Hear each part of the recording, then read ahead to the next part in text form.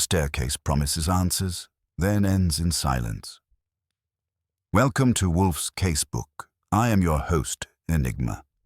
Tell me in the comments where you're watching from. Your voices matter here. Let's begin. If you want to see a man truly offended, don't slap him. Ring his doorbell at the wrong minute. The old house was quiet the way a church is quiet when there's no service. Not dead, just insisting on reverence. In our place, the reverence had a schedule. When the schedule said orchids, it meant Nero Wolfe was upstairs in the plant rooms being tender with things that couldn't talk back, and the rest of us were expected to behave like furniture with lungs. So when the doorbell rang, sharp, impatient, as if it had been insulted by our delay, I looked up from my desk and sighed at the ceiling. Fritz Brenner, gliding in from the kitchen with the sort of calm you can only get after cooking for a man who treats food like religion, paused to listen. His eyebrows rose a millimeter. In this house, that was equivalent to Fritz shouting. "Mr. Goodwin," he said softly. "It is not—" "I know," I said. "It's not time. That's the point. Somebody out there doesn't care about time."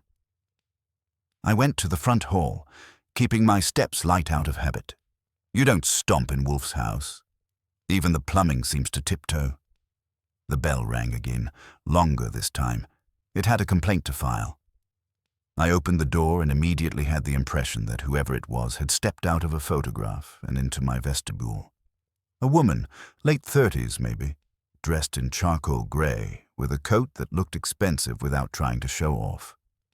The hair was neat, the mouth was neat, the eyes weren't. She didn't give me the standard, "Is Nero Wolfe in?" as if he were a barber. She looked past me, taking in the hall, the stairway, the faint smell of coffee and polish and whatever sacred fumes a brownstone accumulates after decades of being bossed around. Then she said, "You're Archie Goodwin." "I've been accused of it. I need to speak to him, now." Now is a moving target around here. Also, he's upstairs. "I know where he is," she said. Her voice was controlled, but the control had teeth marks. "I know what hour it is." That was interesting.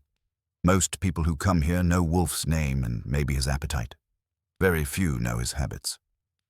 "Then you also know," I said, "that barging into them is like tossing a firecracker into a beehive." "I'm not here to be polite." "No one ever is," I said, "but we still demand it." "What's your name?" For the first time her composure wavered. She blinked once, as if my question had forced her to remember she was a person and not just a mission. "Celeste Hart." It wasn't familiar. In my line of work, that usually means trouble that hasn't introduced itself yet. "Ms. Hart," I said, "you can come in. You can sit in the office. You can tell me what you want. If it's worth Wolfe's time, I'll take it upstairs. If it's not, you'll be on your way before the orchids get jealous." She stepped inside without waiting for permission, which told me two things. She was either desperate or used to doors opening for her. Possibly both. I closed the door, and when I turned, she was looking at the staircase. It's a staircase people tend to look at. The wood has a dignity. The curve suggests money. And it leads up to a man who doesn't come down unless there's a corpse, a contract, or cabbage rolls. "What do you do, Ms. Hart?" I asked, walking her toward the office. "I build things." That could have meant real estate or bombs. Her tone suggested both were equally possible. In the office, she didn't wait for me to offer a chair. She took the red leather one across from Wolfe's desk, the client's chair, and sat like she intended to keep it. I sat behind my own desk and took out a notebook. I hadn't written anything yet, but the notebook makes people talk. It's a psychological truth. "Build what?" I asked. "Companies. Systems. Plans." She folded her hands carefully, then unfolded them when she noticed she'd done it. "I run an organization called Heart Meridian." I nodded like that meant something. It didn't. Yet. "I'm here," she said, "because someone has been using my home as a corridor." "A corridor," I repeated. "A way through," she said, annoyed that I needed words. "A passage, a staircase that goes—" She stopped, and for the first time the neat mouth threatened to do something messy. "It goes nowhere, and it goes everywhere. Someone has been inside my house without leaving a mark. I know it because something is moving." I didn't laugh. When you do what I do, you learn that the strangest sentences are often the truest. "What's moving?" I asked. "Information," she said. "That's not a thing you can put on a shelf." "Someone did," she said, and her eyes went hard. "Someone is taking knowledge from rooms they shouldn't even know exist." I wrote information theft in my notebook. The phrase felt inadequate, like describing a hurricane as a weather event. "Why come to Wolfe?" I asked. "There are private security firms for this. There are police. There are locks." "The police can't arrest a shadow," she said, "and security firms want to install cameras and blame my staff. I've already done cameras. I've already done background checks. I've already fired 2 people I liked, which is not something I do often." Her voice softened half a degree. "I'm here because Wolfe doesn't need a camera. He needs a reason." That, at least, was accurate. "Did someone suggest us?" I asked. "No," she said. "I watched you." That stopped my pen. "Watched me?" "Yes," she said, as if it were the most reasonable thing in the world. "3 weeks ago you were at the Beekman on East 51st, having lunch with a man who kept checking his watch. You left early. 2 days later, that man's firm announced an internal audit and a resignation. It wasn't in the papers, but it was in the way people moved." She leaned forward slightly. "I traced you here." I considered telling her that stalking a detective is a bad way to start a professional relationship, but she didn't look like she cared about professional relationships. She cared about outcomes. "Ms. Hart," I said, "you're either very smart or very bored." "Neither," she said. "I'm cornered." There was a sound in the hall. Fritz's soft step. Then another sound. Heavier, slower, like a large animal who has decided to grace you with his presence. The office door opened. Nero Wolfe filled it the way a full moon fills a window, quietly, inexorably, and with no apology for occupying space. He wore his usual brown suit. His face was calm. But his eyes were not pleased.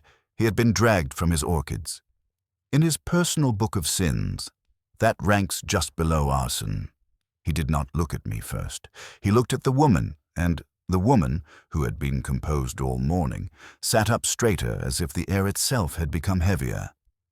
"Mr. Goodwin," Wolfe said, his voice like measured disdain, "why is there an intruder in my office?" "Client," I said, "potentially." Wolfe moved to his chair, the one behind the desk, the throne. He lowered himself into it with the delicacy of a man who refuses to waste motion. Then he steepled his fingers and regarded Celeste Hart as if she were a problem in a language he disliked, but could translate. "You have interrupted my routine," he said to her. "I'm sorry," she said, without sounding sorry. "Regret is not the same as apology," Wolfe said. "Mr. Goodwin informs me you are a client. Present your business." Celeste Hart drew a breath. She had rehearsed this, I could tell, but rehearsals never prepare you for Wolfe's stillness. He sat as if the world were obligated to come to him, which in our corner of Manhattan it often was. She spoke carefully. She told him about her townhouse, 3 stories in Chelsea, renovated, guarded, and yet somehow permeable. She told him about private rooms and locked cabinets and a small windowless office she used as a vault for sensitive material. She told him about documents that hadn't been removed but had been handled, corners aligned differently, binders reshelved with a different pressure, a faint smell of cologne where none should be. Wolfe listened without blinking. Then she said the line that made my pen freeze again.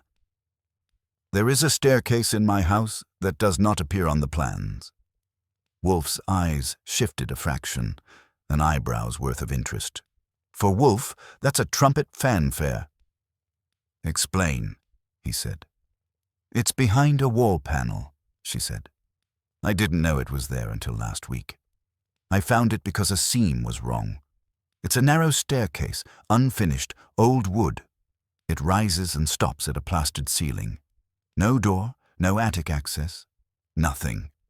Her voice tightened. But it has been used. You have entered it, Wolfe said. Yes. And you have found?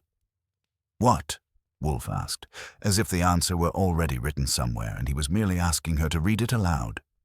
Dust, she said. Old dust and new footprints. Whose? I asked. She looked at me. Not mine. Wolfe's fingers pressed together. And you have not summoned the police. I did, she said. They smiled and suggested I'd discovered an old servant stair that went nowhere. They advised me to seal it and install an alarm. Her mouth tightened again. 2 days after I sealed it, someone accessed my vault office again. Wolfe's gaze remained steady. Therefore, you have concluded that the staircase is not merely architectural. It's a message, she said, or a method, or both. Wolfe was silent for a beat. Silence is a tool of his. He uses it the way a surgeon uses a scalpel.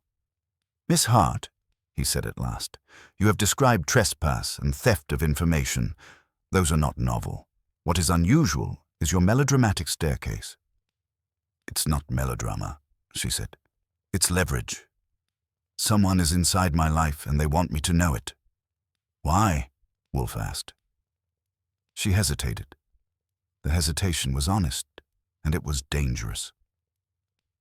Because I'm about to finalize a merger, she said. Because I'm about to name a successor. Because I have disagreements. She swallowed. Because there are people who would rather I vanished than signed my name. Wolfe's eyes narrowed slightly. Now we approach reality. I leaned back, watching. Celeste Hart had money, power, and the kind of fear that comes from realizing those things aren't armor. Wolfe said, You will provide names.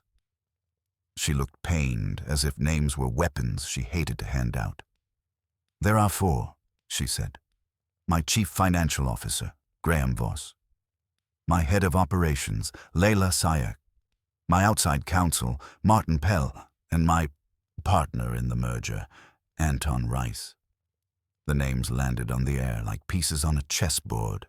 4 suspects, 4 corners of a square that would soon start closing. Wolfe's mouth tightened. Thoughtful. And your staff? I've already purged them, she said. An error, Wolfe said flatly. You have altered your ecosystem before diagnosis. That is foolish. She bristled. I did what I had to do. Wolfe did not argue. He did not need to. He simply said, You will refrain from further action without instruction. That line, without instruction, told me what Wolfe had decided, though he hadn't said it yet. He was taking the case. He might pretend otherwise for a few minutes, but his mind had already leaned toward the puzzle. Celeste Hart looked at him as if she wanted to demand a guarantee. Wolfe provided none. Instead, he asked, What precisely do you want from me? I want to know who is doing it, she said. I want to know how, and I want it stopped. That is 3 desires, Wolfe said. I do not dispense wishes. I provide conclusions, sometimes remedies, occasionally justice. Payment is required. She nodded quickly. Name it. Wolfe's eyes flicked to me. Mr. Goodwin. That was my cue. I cleared my throat. Our standard retainer for a case involving ongoing risk and multiple parties, 10,000, Celeste Hart said, cutting me off. I blinked. I like clients who do the math before I have to. Wolfe did not smile. And expenses, he said. Fine. And you will agree, Wolfe added, to the conditions of my investigation. You will not withhold facts.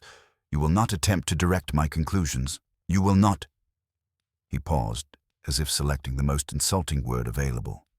Improvise. She looked like she might refuse on principle.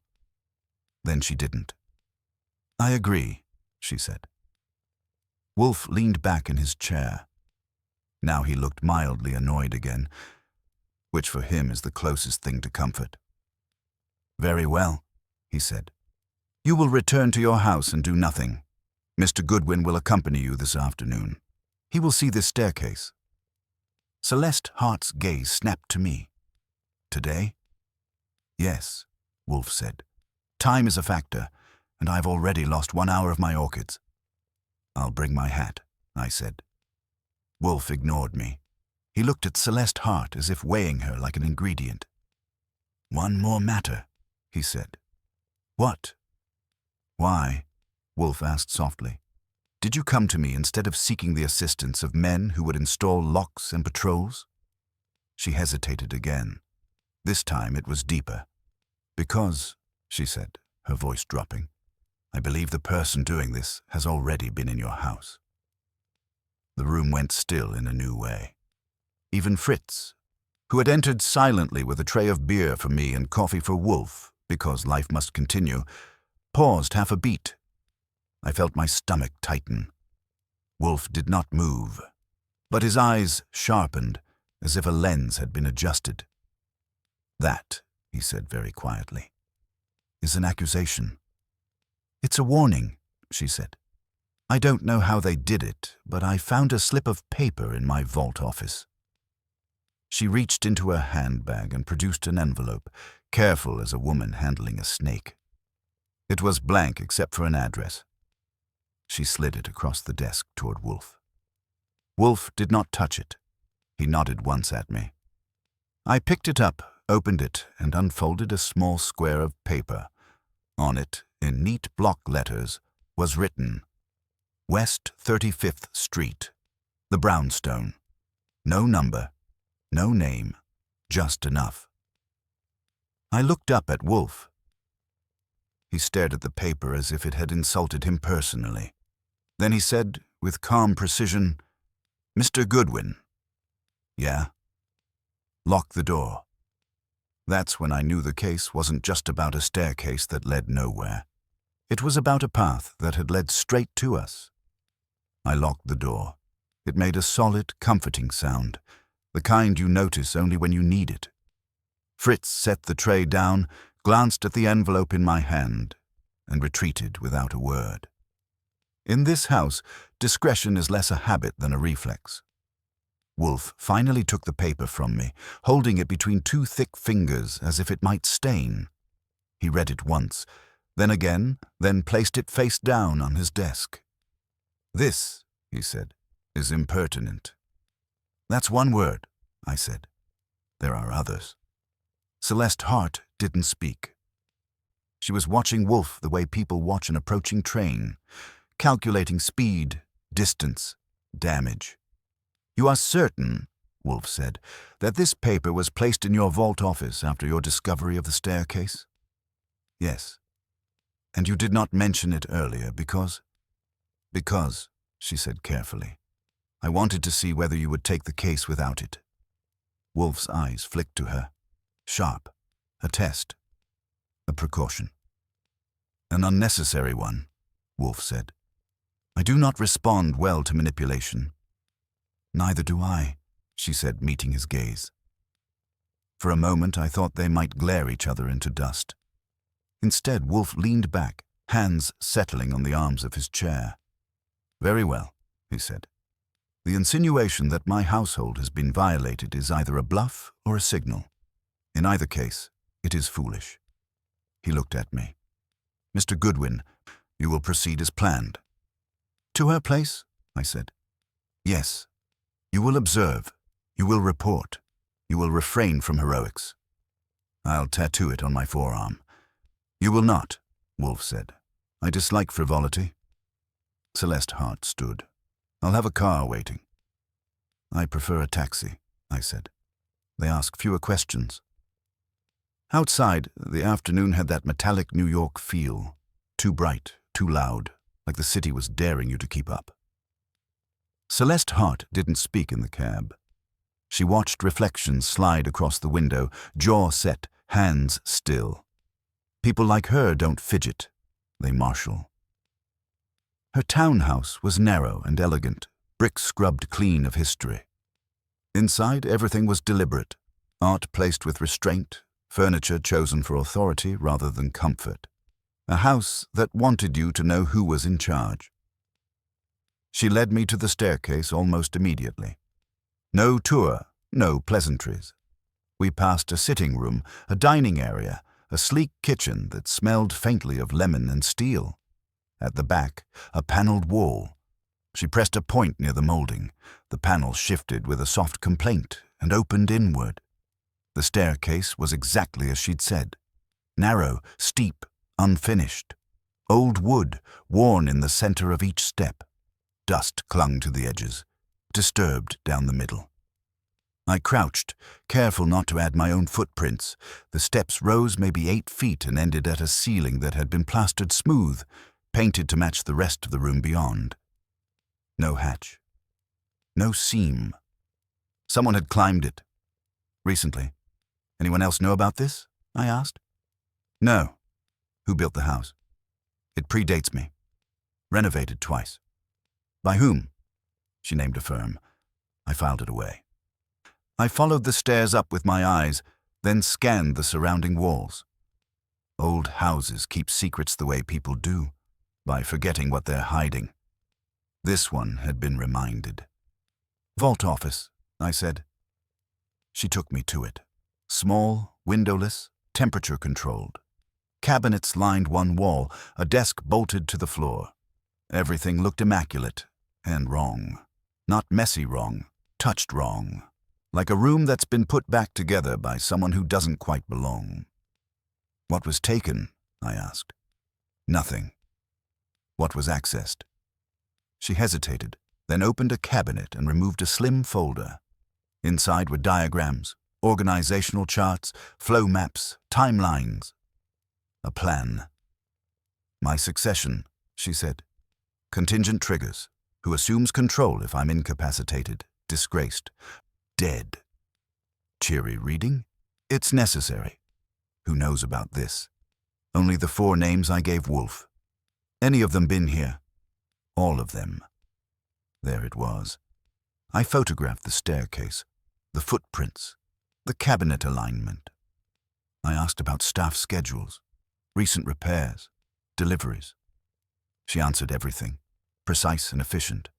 But when I asked about Anton Reese, her partner, there was a fractional delay. Complicated? I asked. Contentious, she said. He wants speed, I want stability. And the others. Voss wants numbers to behave. Sayegh wants control without credit. Pell wants deniability.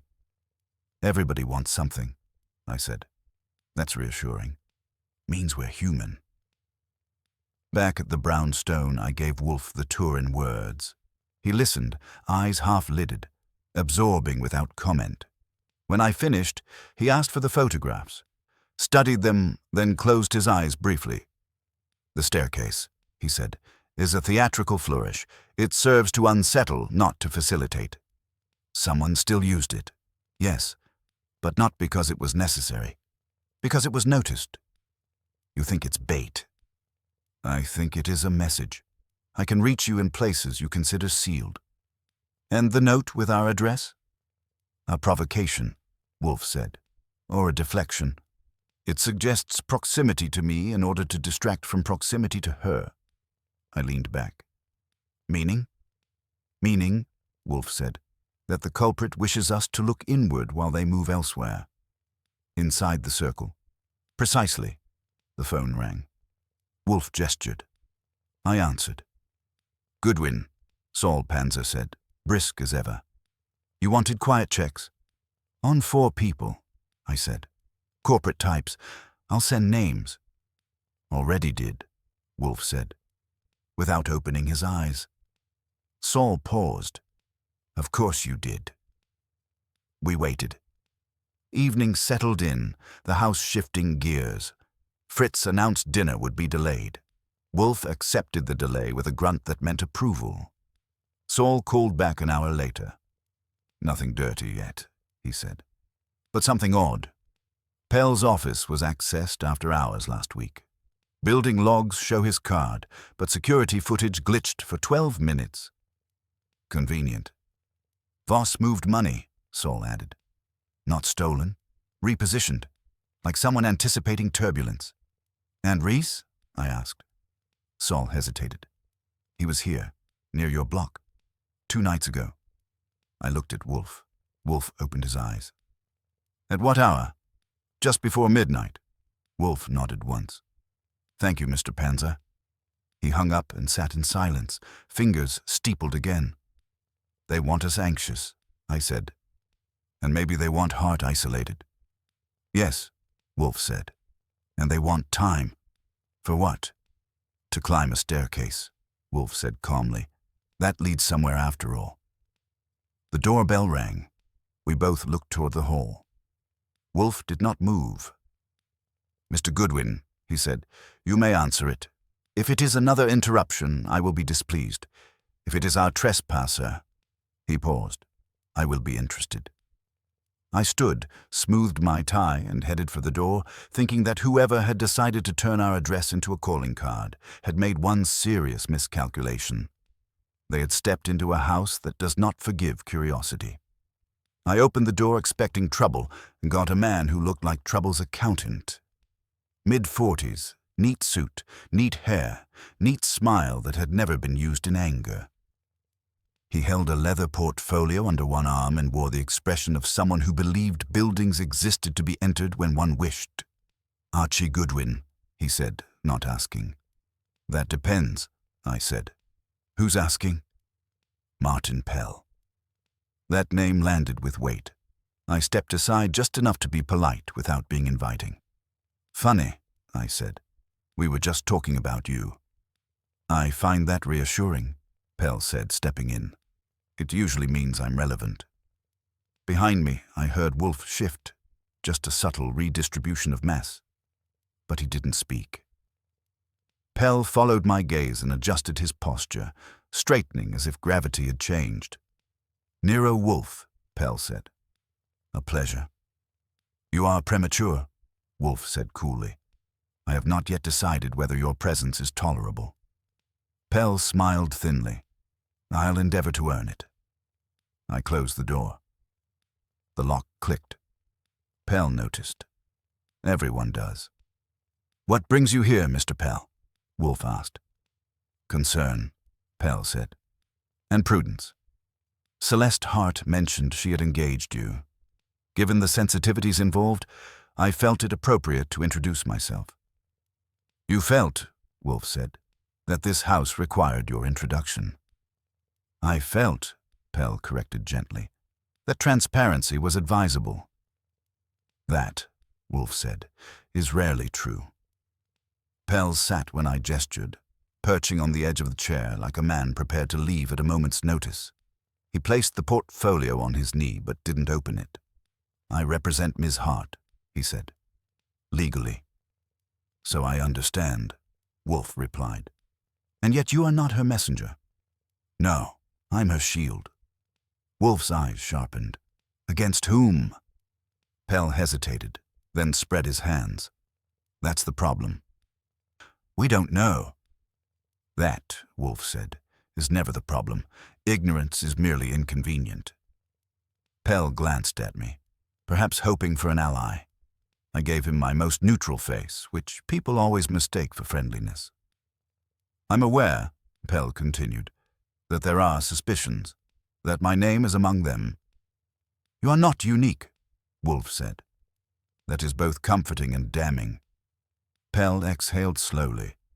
Then allow me to clarify. I had no knowledge of the staircase.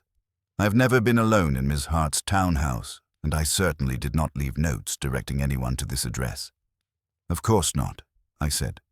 That would be gauche. Pell's jaw tightened. Mr. Goodwin, I don't enjoy games. You came to the wrong house, I said. Wolfe raised a hand.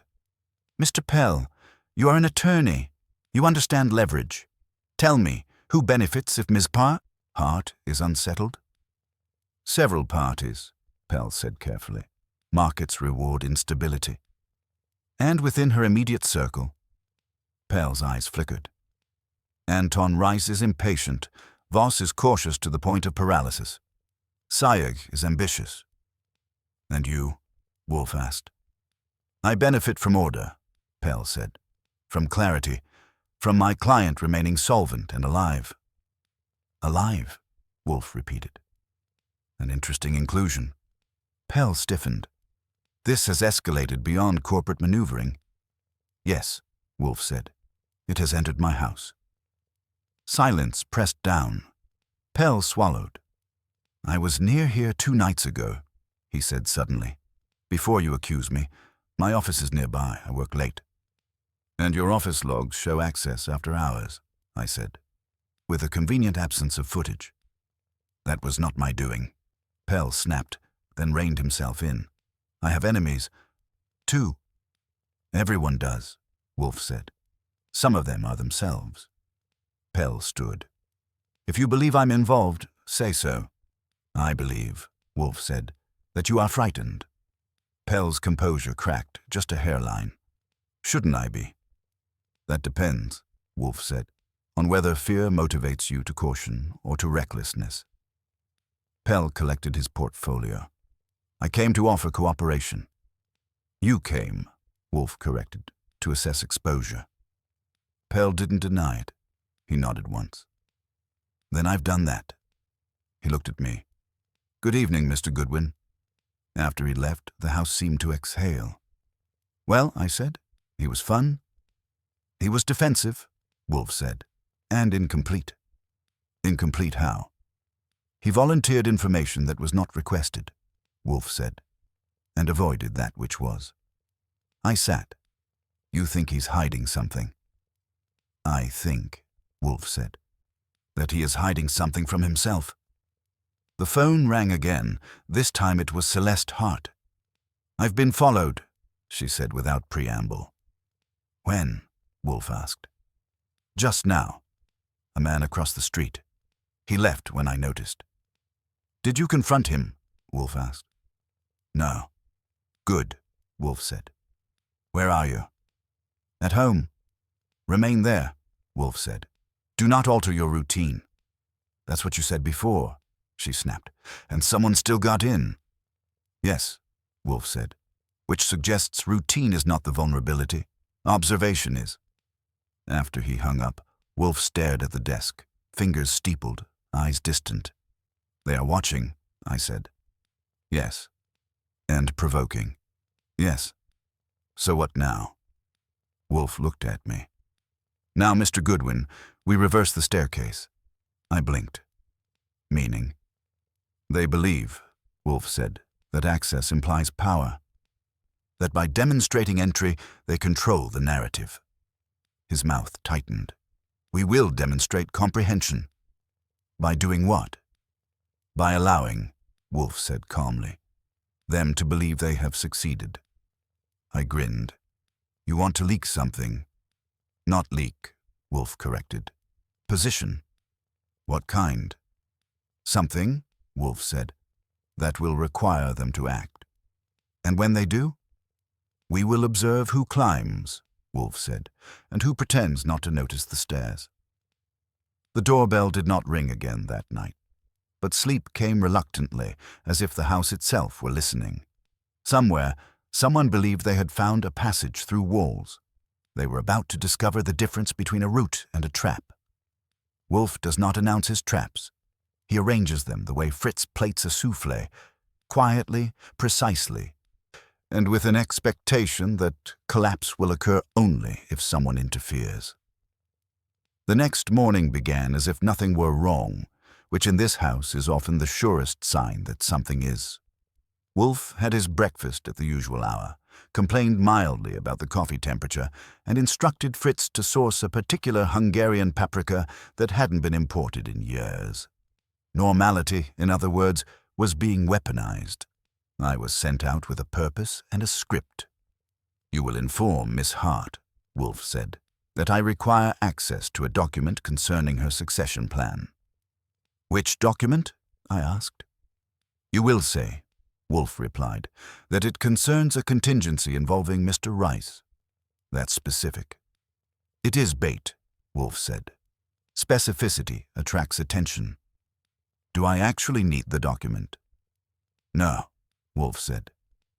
I need the reaction to your request. Celeste Hart did not like the request. She masked it well, professional irritation instead of fear, but it was there. She agreed to have a copy couriered to the brownstone by evening. No email, no scan, paper. Anyone else know about this? I asked casually. She paused half a beat too long. They will, she said. That was the point. I spent the afternoon doing what I do best, being visible without being obvious. I had lunch near Rice's office, coffee near Voss's building, and an aimless stroll past Sayeg's gym. I wasn't following, I was appearing. Wolfe wanted ripples. By late afternoon, the ripples started answering back.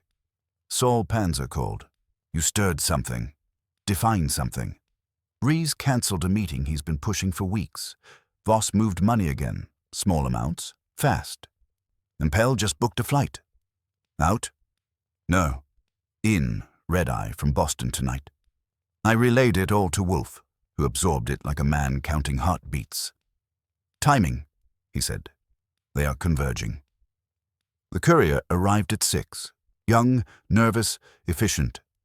I signed, brought the envelope upstairs, and placed it on Wolfe's desk. He did not open it. Instead, he slid it to one side and said, Now we wait. Waiting with Wolfe is not passive. It's like sitting beside a coiled spring that disapproves of movement. Dinner was served. Wolfe ate thoughtfully. I barely tasted mine. At 8:30, the phone rang. Wolfe did not answer it. It rang again. Then a knock, sharp, impatient, on the front door. I stood. Wolfe raised a finger. Observe, he said.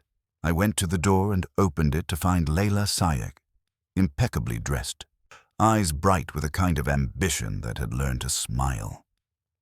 Archie, she said, breezing past me as if invited. I need to see Wolfe. Everyone does, I said. Take a number. She stopped in the office doorway when she saw him, then recovered. Mr. Wolfe. You're interrupting my digestion, Wolfe said. Explain. She smiled. Celeste is making a mistake. Celeste is not here, Wolfe said. You are. She's being manipulated, Sayeg said. By Rees, by Pell, possibly by you. That, Wolfe said, is an unconvincing accusation. She's circulating documents, Sayeg pressed. Sensitive ones. It's destabilizing. Indeed, Wolfe said. And you object because? Because I care about the company, she said quickly. Too quickly. You care, Wolfe said, about succession. Her smile thinned. I care about continuity. Continuity, Wolfe said, is often code for control. Sayeg bristled. If you think I'd crawl through walls... I think, Wolfe said, cutting her off, that you would climb any staircase offered. She froze. I watched it land. The word staircase hadn't been mentioned. You should go, Wolfe said. You have already said too much. She left without another word, heels sharp against the floor. 10 minutes later, Anton Rice arrived. Rice was taller than I expected, broader with the restless energy of a man who believes stillness is a concession. He didn't wait to be invited. This is ridiculous, he said. Games, notes, staircases. Celeste is spooking investors. You are spooked, Wolfe said calmly. Do not project. Rice laughed harshly. You think you're clever because you sit? I think, Wolfe said, that you are careless because you pace. Rice stopped pacing. You want to know what's really happening, Rice said. Someone is testing her, testing us, and you're helping. On the contrary, Wolfe said, I am identifying. Identifying what? Who believes, Wolfe said, that intimidation is persuasion? Rice scoffed. You've got nothing. Perhaps, Wolfe said. Yet you are here. Rice left angry, which is to say, useful. Pell arrived last, travel-worn, eyes sharp, smile gone. "You summoned chaos," he said to Wolfe. "I'm here to contain it." "You are here," Wolfe said, "because you are late." Pell stiffened. "Late for what?" "For understanding," Wolfe said. "You booked your flight after the document was mentioned."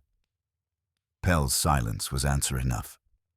"Someone," Wolfe continued, "has been accessing Miss Hart's secure spaces. Not to steal, but to signal. The staircase is symbolic. The note is symbolic. The objective is psychological dominance." "Which benefits," Pell began. "The person," Wolfe said, "who lacks formal authority but desires it." "Sayag." Pell's shoulders sagged slightly. "She couldn't have done it alone." "No," Wolfe said. "She didn't." "Who helped her?" I asked. Wolfe looked at Pell. "You provided cover. Reese provided pressure. Voss provided noise." Pell closed his eyes. "She found the staircase during renovations," Wolfe said. "She recognized its theatrical potential. You ensured no cameras saw her use it. Rise escalated urgency. Voss rearranged money to suggest instability." "And the note?" I asked. "Directed at me," Wolfe said, "to suggest an omnipresent hand." Pell nodded faintly. "She wanted Celeste to believe nowhere was safe." Wolfe leaned back. "And now," he said, "she believes nothing is." The house was quiet again. Dinner plates cleared. The orchids waited. Justice would not be loud. It rarely is, when it is precise. Pell did not leave immediately. He stood where he was, hands slack at his sides, as if the floor had shifted a degree and he was recalibrating. Wolfe allowed the silence to work. It always does. People rushed to fill it with confessions, bargains, or lies. Pell chose none of the above. "You can't prove it," he said finally. Wolfe inclined his head a fraction. "Proof is a legal indulgence. I require certainty." "And you have it." "I do," Wolfe said, "but certainty does not preclude utility." Pell looked at him sharply. "You want something." "I want," Wolfe said, "order restored with minimal turbulence. Miss Sayag must be removed from contention without spectacle. You will assist." Pell's mouth tightened. "By destroying my own position?" "On the contrary," Wolfe said, "by preserving it. You will counsel Miss Hart to confront Miss Sayag privately. You will recommend resignation under the guise of strategic realignment. You will ensure her access to the townhouse ceases immediately." "And if I refuse?" Wolfe's eyes hardened. "Then the spectacle will occur. I will invite the police into this discussion, and your role will be clarified in terms you may find professionally inconvenient." Pell considered. Then he nodded once. "I'll do it." "Good," Wolfe said. "You may go." After the door closed, I let out a breath I hadn't realized I'd been holding. "That was tidy," I said. "Tidy is insufficient," Wolfe replied. "It is merely preparatory." "For what?"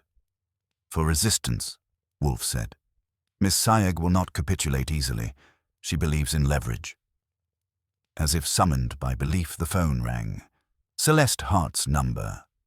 "She knows," she said the moment Wolfe answered. Layla was in my office. "Recently?" Wolfe asked. "Just now. She said she wanted to clear the air." "And did she?" Wolfe asked.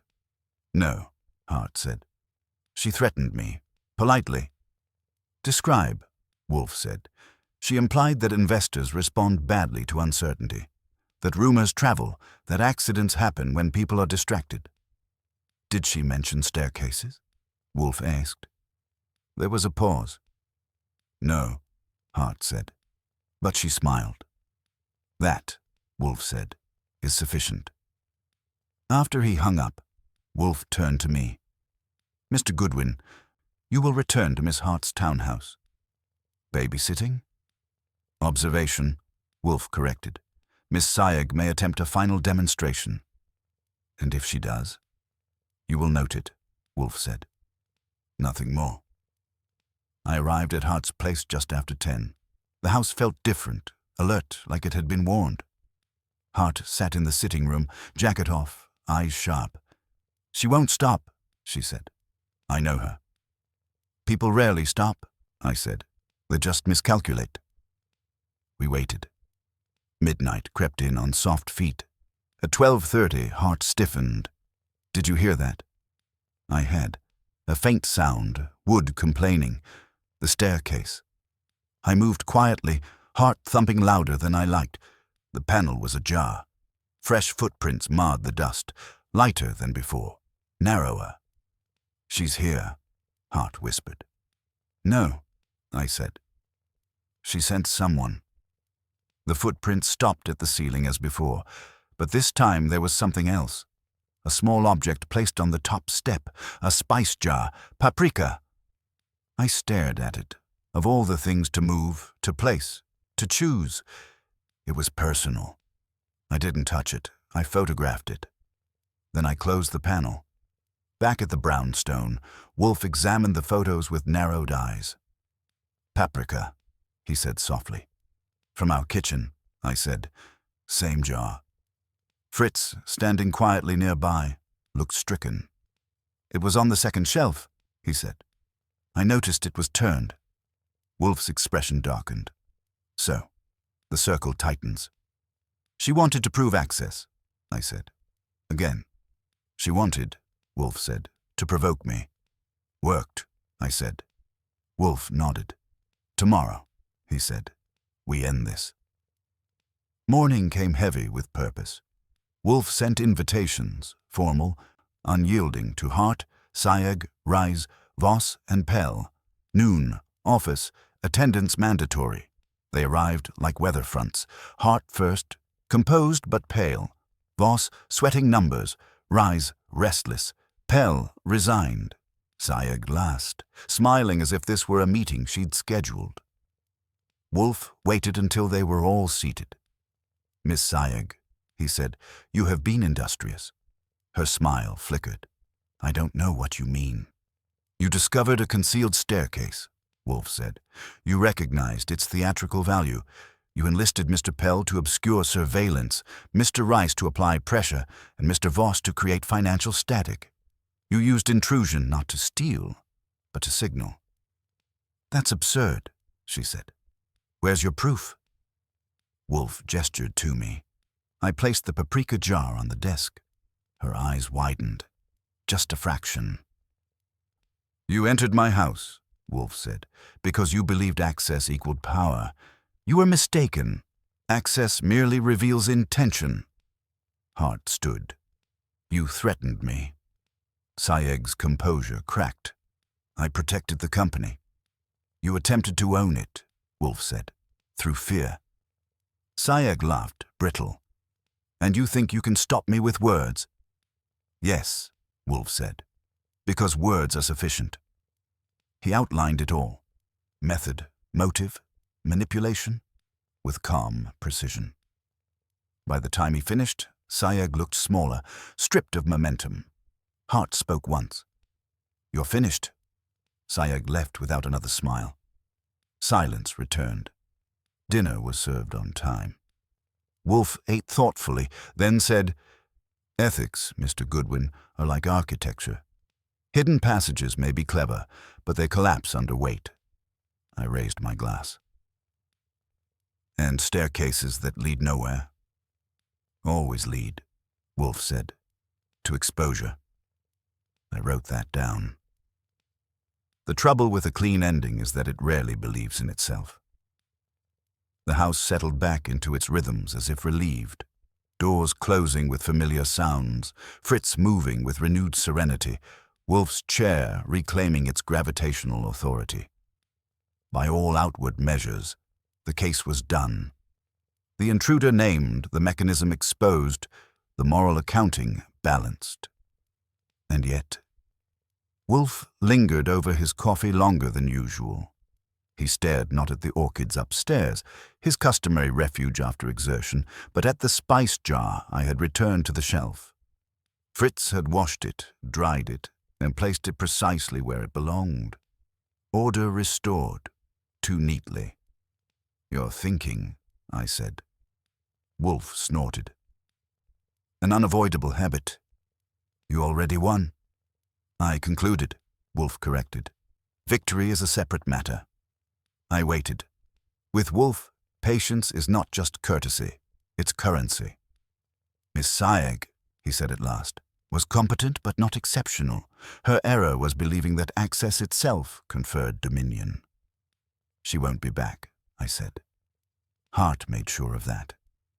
Yes, Wolfe said, but Miss Syag was not the origin. I frowned. You just dismantled the whole scaffolding. I dismantled the visible portion, Wolfe said. The staircase was not constructed to be found by accident. You think someone showed it to her? I'm certain, Wolfe said. Someone with architectural knowledge.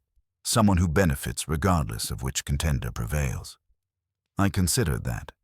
You're thinking, Mr. Voss, Wolfe finished. He rearranged money to create noise, not leverage. He thrives in chaos that others must solve. Middle managers of doom, I said. They never want the throne. They just want to be indispensable. Precisely. The phone rang on cue.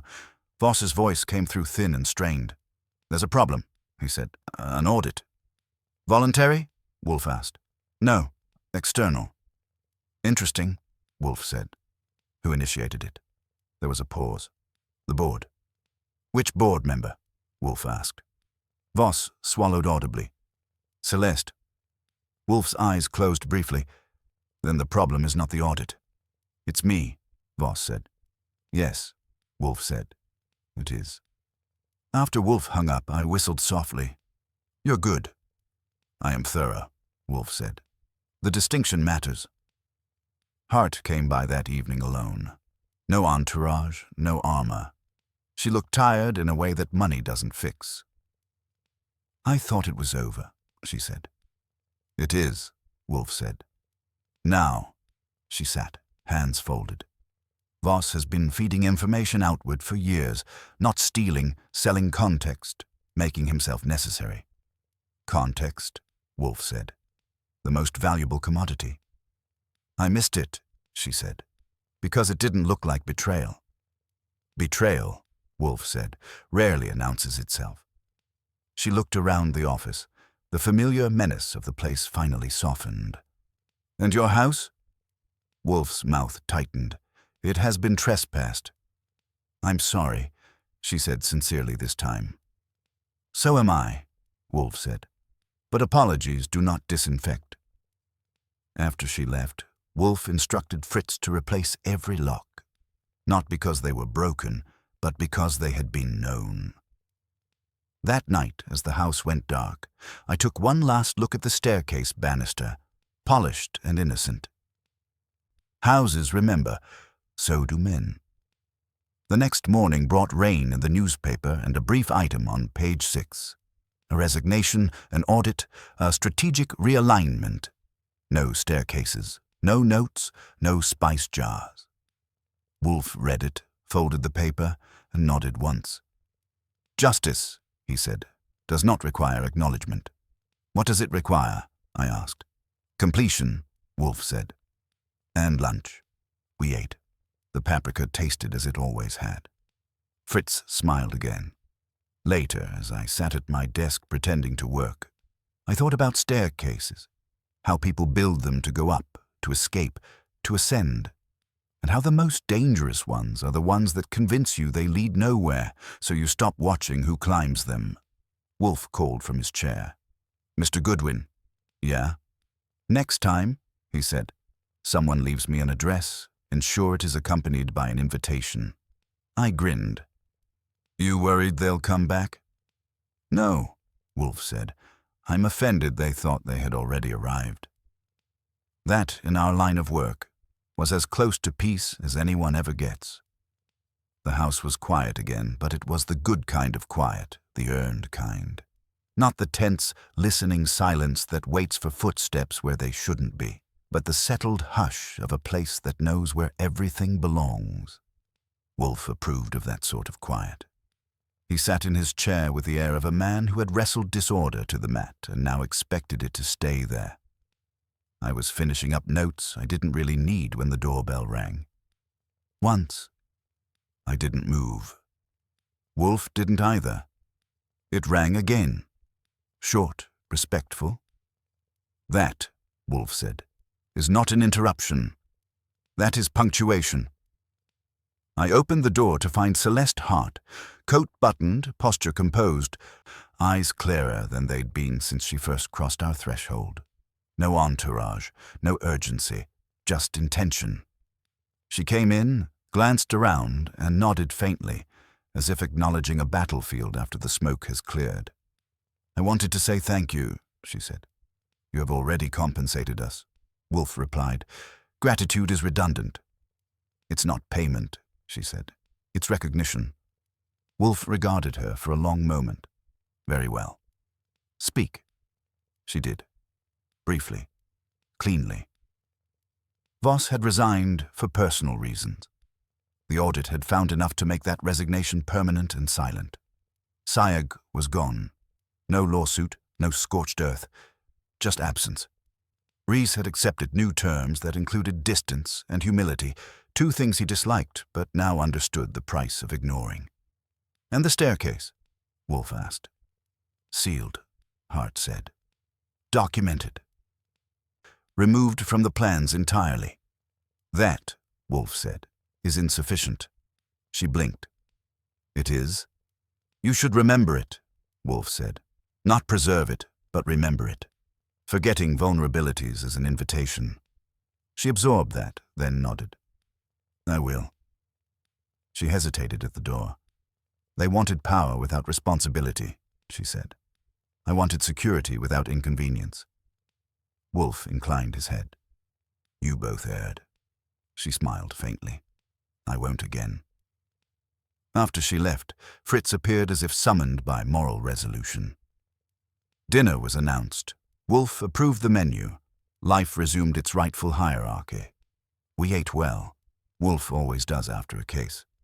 Food tastes better when the world makes sense again. When Fritz cleared the plates and the house settled into evening, Wolfe leaned back and closed his eyes. Not sleeping. Reviewing. He does that sometimes, replays the game to ensure no piece was misplaced. "You know," I said, "most people would have missed Voss." "Most people," Wolfe said, "are distracted by motion." "Staircases," I said. "Precisely," Wolfe replied. "Noise attracts scrutiny. Stillness accumulates influence. Middlemen thrive there." "Yes," Wolfe said. "They construct ladders and convince others they are walls." I grinned. "You're in a reflective mood." "I am in a conclusive one," Wolfe said. "Reflection is merely residue." The orchids were watered. The locks replaced. The paprika remained undisturbed. The brownstone slept. The next morning brought routine with it, and Wolfe cherishes routine the way other men cherish myths. The mail arrived. The paper was read. No one mentioned staircases. Just before noon, Saul Panza called. One last detail. Sayeg had attempted to float a story, quietly, carefully. It hadn't landed. Too many doors closed at once. "Gravity," Wolfe said after I relayed it. "Ambition ignores it until it is terminal." By afternoon, the case was officially nowhere. No charges, no headlines, no official victory, which is how Wolfe prefers it. I closed my notebook and leaned back, satisfied in the way you are when the pieces fit and stay fitted. "You ever think," I said, "about how close this one came to sticking?" Wolfe opened one eye. "No. Not even a little." "No," Wolfe said. "Proximity is irrelevant. Only precision matters." "Comforting," I said. "It should not be," Wolfe replied. "It should be instructional." The phone did not ring. The doorbell did not sound. No notes appeared. No spices migrated. At 6, Fritz announced dinner. As we ate, Wolfe said almost casually, "Mr. Goodwin." "Yeah?" In future, he said, should someone demonstrate access to this house again, ensure that the demonstration is educational. For them, I said. For everyone, Wolfe replied. I raised my glass. To staircases. Wolfe frowned. No. To knowing where they lead, I corrected. He nodded once. Acceptable. Later, as I turned out the lights and the brownstone settled into its well-earned silence, I thought about how many people spend their lives building secret ways through walls, schemes, shortcuts, quiet manipulations, believing that if no one sees the climb, no one can stop it. They're wrong. Someone always notices the dust, and somewhere, in a chair that does not move, a man is already counting the steps.